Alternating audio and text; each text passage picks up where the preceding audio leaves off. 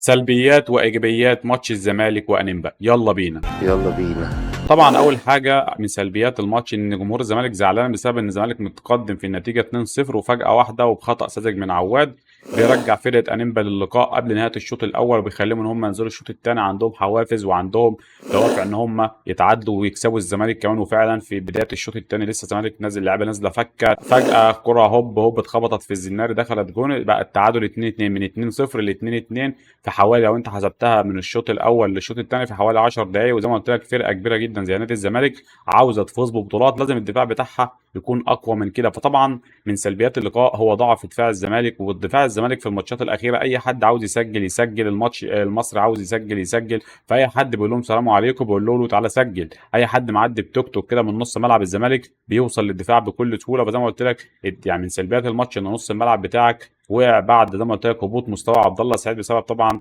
عامل الجو والرطوبه والكلام ده. ولو عبد الله السعيد عنده 38 سنه، فزي ما قلت لك الزمالك كان لازم يجيب لاعب يكون مع دونجا ستة قوي كمان عشان يقدر يقفل نص الملعب في اي وقت هو عاوز يقفل فيه نص الملعب خارج ارضه. ماتش سهل جدا ان انت تحافظ على النتيجه قدام فرقه يعني متواضعه فنيا زي انيمبا. كان عندك فرصه ان انت تكسب سكور، ولكن زي ما قلت لك من سلبيات الزمالك ان هو ما بيستغلش.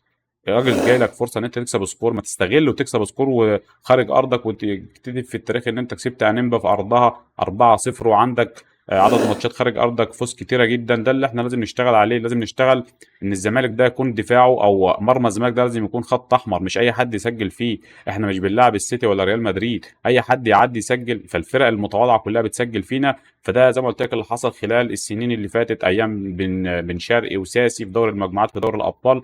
الزمالك كان بيخرج عشان نقطه عشان هدف عشان فرقه متعادله معانا عشان مش عارف ايه، بسبب رعونه برضه كنا بنضيع نقاط مع فرق متواضعه، مره بنتعادل مع بترو اتلتيكو، مره ما اعرفش نضيع مع جورماهيا، كنا بنضيع نقاط مع فرق متواضعه جدا. فلازم الزمالك يعالج السلبيات دي خلال الفتره اللي جايه عشان يبتدي يخش دوري الابطال الموسم اللي جاي باذن الله. ده اللي احنا بنتكلم فيه، ويبقى عارفين ان احنا رايحين دوري الابطال عشان نكسب على الاقل نسخه 26 27 28 واحده منهم عشان نصعد نلعب في كاس عالم للانديه 2029. البطوله بتدخل لك فلوس كبيره جدا بجانب ان انت هتاخد مبلغ محترم لو كسبت دوري الابطال حوالي 4.5 مليون دولار، بجانب كمان انت تلعب في كاس الانتر كونتينال ده هيوصل لك فلوس وهتدخل لك فلوس كبيره جدا. ده اللي لازم نشتغل عليه خلال الفتره اللي جايه. زي ما قلت لك لازم كمان نستغل من طبعا السلبيات الماتش عدم استغلال الفرص المهدره. الزمالك في الشوط الثاني من الدقيقه 65 للدقيقه 80 حوالي يعني 30 دقيقه الزمالك عمال يضيع اهداف وفرص محققه، فرص فوق العارضه، عرضيات بتضيع، تصويبات بتضيع. زي ما قلت لك الحاجات دي كلها لازم نستغلها. لازم الزمالك يتعاقد مع مهاجم يليق بنادي الزمالك، الزمالك محتاج مهاجم.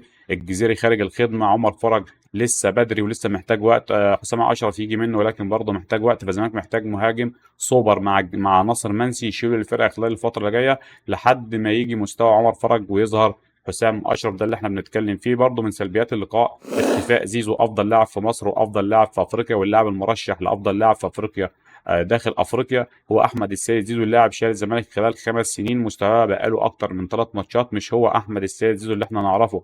فلازم الزمالك زي ما قلت لك يتكلم مع زيزو يشوف مشكله زيزو. هل مشكله زيزو التجديد؟ هل زيزو بيفكر ان هو يمشي؟ هل زيزو بيعمل كده عشان لما يجي يمشي جمهور الزمالك يقول لك يا عم ما يمشي هو بيعمل ايه؟ ما اعرفش. هل زيزو زي ما قلت لك بيلعب بيمشي الدنيا لحد يناير وموقع لنادي في السعوديه؟ ما اعرفش. ولكن اتمنى من مجلس اداره نادي سرعه حسم تجديد زيزو عشان اللاعب يركز معانا. عندنا ماتشات صعبه، عندنا ماتش المصري ماتش يوم 15 طبعا ديسمبر، ماتش مهم جدا 15 12 القادم يوم الاحد تقريبا. ماتش زي ما قلت لك لازم على صداره المجموعه، الزمالك دلوقتي متصدر المجموعه بفارق الاهداف، فلازم الزمالك يكسب المصري ان شاء الله برج العرب عشان يتصدر مجموعته وعشان يتجنب انديه كبيره زي نهضه بركان في دور ال 16 ودور الثمانيه. عاوزين زي ما قلت لك دور يعني طريقنا للنهائي يكون سهل نسبيا، نقدر ان احنا نعدي اي حد لحد ما نوصل نهائي يناير القادم، هو اخر فرصه لانقاذ الموسم. كمان من سلبيات اللقاء ان انت ما عندكش البديل، لما عوزت تنزل بديل مش هلاك نزل مش افضل حاجه، لا هو بيدافع ولا هو بيهاجم. كمان زي ما قلت لك اصابه بنطيق اثرت جدا على شكل الزمالك في الشوط الثاني. ده كلها من سلبيات اللقاء. نروح طبعا لايجابيات ماتش الزمالك وانيمبا. طبعا ايه الايجابيات؟ اكيد في ايجابيات طبعا. هو فتوح طبعا حاجه محترمه جدا، الجبهه الناريه اللي الزمالك عاملها اللي جوميز عاملها، فتوح قدامه بنطيق بسم الله ما شاء الله حاجه محترمه جدا. اتنين كواليتي عالي، كواليتي منتخبات تدخلات حرفيا. فتوح قدامه بنتايج طاير ومش شايف اي حد قدامه حرفيا، منطلق على المرمى، مش ماسك الخط زي مصطفى شلبي، لا رايح على المرمى. طبعا محمود بنتايج بجانب طبعا ان فتوح حاجه محترمه جدا بان هو يطلع بالكره بشكل كويس بشكل سلس بحاجه كده متعه وانت بتتفرج على فتوح وهو بيلعب الطوليه اللي بنتايج في الهدف الاول. بنتايج بيريحها وبيعمل اسكان كده قبل ما الكره تجيله يشوف مين اللي حواليه وبيريحها بكل بساطه بكل مرونه بكل حاجه يعني حاجه كويسه جدا فعلا. يعني كره شراب حرفيا، بنتايج لاعب حريف ريحها للجزيري، سجل الهدف الاول، لقطه 3 لمسات سجلت هدف اول خارج ارضك زي ما قلت لك. ديت الحاجه او الطريقه الاسهل للمرمى. فتوح طوليه بنتايج ريحها للجزيري قدام المرمى، مفيش فرصه اسهل من كده ان الجزيري يسجل. دي طبعا من ايجابيات الماتش هو وجود لاعب بقيمه وكواليتي محمود بنتايج اللاعب المغربي، حاجه محترمه جدا بجانب ان اللاعب عنده حميه في الملعب، تحسه كده عنده جرينتا، لاعب محترم جدا بيجري رغم ان الراجل عنده اصابه في الكتف وبيقاتل وبيسجل. وكمان الهدف الثاني مين اللي مشترك ومين اللي واخد المدافعين؟ هو محمود بنتايج. محمود بنتايج متواجد مكان الجزيري في الهدف الثاني. الجزيري مش موجود، احمد محمود بيعرض لعرضيه، الجزيري مش موجود، بنتايج هو اللي واخد المدافعين، الكره عدت لحت عمر فرج اللي جاي من ورا لقى المرمى فاضي، سجل هدف بكل اريحيه. ومفيش فرصه احسن من كده ان عمر فرج يسجل. ده اللي احنا بنتكلم فيه، هو وجود عندك لاعب وينج زي بنتايج حاجه محترمه جدا. بسم الله ما شاء الله، ربنا يحفظه لنادي الزمالك، واتمنى من مجلس اداره نادي الزمالك ان هو يدفع المليون دولار ويخلص الصفقه قبل ما الانديه تطمع وتحاول تغري اللاعب. وخلاف كمان النادي سانت تيان ممكن ما يفعلش بند حقيقه الشراء. لازم نخلص الصفقه لو انت عاوز اللاعب صفقه كواليتي. هي دي الصفقات اللي ندفع فيها فلوس، مش الصفقات الكسر زي كونراد مشتاق ده. يا جماعه رجعوا مطرح ما جه ونجيب صفقات تليق بنادي الزمالك. كمان بنتايج يعني من ايجابيات بنتايج ان بنتايج كمان مكمل على المرمى وبيلعب براسه. يعني انت في الدقيقه 7 في عرضيه من زيزو اتعرضت، ما كانش الجزيري موجود، مين اللي كان موجود؟ بنتايج، لان بنتايج على طول ضامم للعمق، ضامم في ال 18 موجود في ال6 يارده، عامل خطوره، عامل زياده عدديه، محدش شايفه ومحدش عارفه، محدش الراجل ده بيجي منين، الراجل ده كل شويه تلاقيه جاي من ورا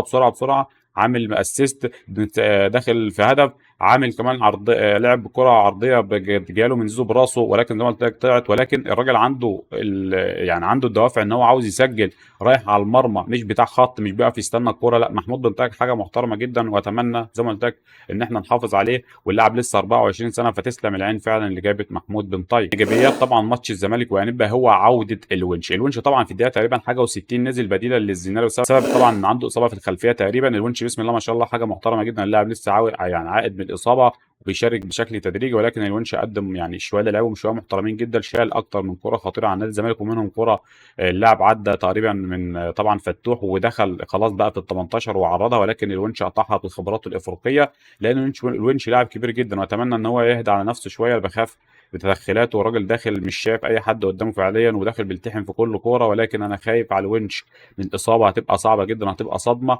لازم نحافظ عليه. فاتمنى ان هو ياخد بشكل تدريجي، ولكن عوده الونش مهمه جدا لدفاع الزمالك، تدعيم للزمالك قبل يناير، يدي اضافه في عدم وجود حمزه المسلوسي. زي ما قلت لك الجزيري لما اتصاب الونش كان موجود، فالحمد لله الونش يرجع في الوقت المناسب. وزي ما قلت لك دي من ايجابيات الماتش ان يرجع عندك لاعب زي الونش، حاجه محترمه جدا في ماتش خارج ارضك يشيل لك الدفاع. راجل عنده خبرات هيقدر يستغلها، والونش راجع فايق برضه، تحسه مركز في الملعب، تحسه مش غايب بعيد عن الملعب بقى له اكتر من سنه ونص، لا تحسه مركز. فنتمنى له ان شاء الله كل التوفيق خلال الفتره اللي جايه.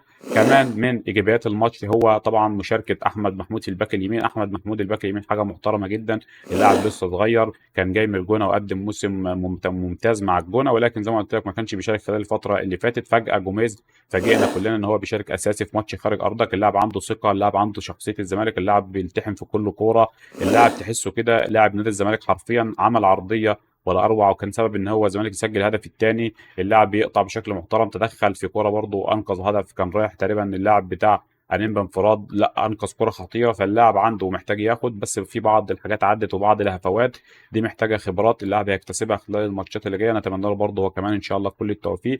دي الصفقات اللي هي تيجي اللعيبه الشباب اللي زي احمد محمود، زي محمود صابر، الصفقات اللي انت تستثمر فيها. فزي ما قلت لك احمد محمود هو زي ما قلت لك اضافه كويسه جدا لعمر جابر، يسند معاه شويه، لان زي ما قلت لك الموسم طويل، عمر جابر مش موجود، يكون عندك باك يمين زي احمد محمود حاجه محترمه جدا. وان شاء الله نتمنى له كل التوفيق. اللاعب عنده اصابه بسيطه تقريبا شد خفيف في السمانه، ان شاء الله تكون بسيطه واللاعب يشارك مع الزمالك خلال الماتشات اللي جايه وتالق اكتر واكتر. كمان زي ما قلت لك من ايجابيات الماتش في هو وجود لاعب زي عبد الله السعيد. عبد الله السعيد لاعب كبير جدا في نص ملعب الزمالك، بيقدر يدي يعني عامل زي رمان الميزان في نص ملعب الزمالك، حاجه محترمه جدا، بيدي توازن في نص الملعب، بيعمل لك اسيستات، الراجل بيرجع يقطع. ولكن زي ما قلت لك بسبب المجهود البدني اللي بذله عبد الله السعيد في الشوط الاول، طبعا المجهود ده مش هيقدر يستمر على الراجل 38 سنه. ولكن زي ما قلت لك برضه من سلبيات الماتش كده على السريع ان عبد الله السعيد ملوش بديل. عبد الله السعيد لو عنده بديل بينزل في الدقيقه 60 الدقيقه 70 يشيل شويه عن عبد الله السعيد. انا بقول لك الزمالك هيبقى وسط ملعبه كويس جدا. فاتمنى ان مجلس اداره نادي الزمالك في يناير يجيب الصفقات اللي محتاجها الزمالك. الزمالك محتاج صفقات، مش محتاج متحف. الزمالك محتاج مهاجم، مش محتاج متحف. كل الاحترام للمتحف وحاجه محترمه، ولكن الزمالك محتاج صفقات عشان يجيب بطولات، مش هنعمل المتحف ونسيبه فاضي. وبكده نكون وصلنا الى نهايه الفيديو النهارده. اشوفكم على خير. لو عجبك الفيديو ما تنساش تشترك في القناه وتفعل الجرس عشان يوصلك كل فيديوهاتنا. سلام.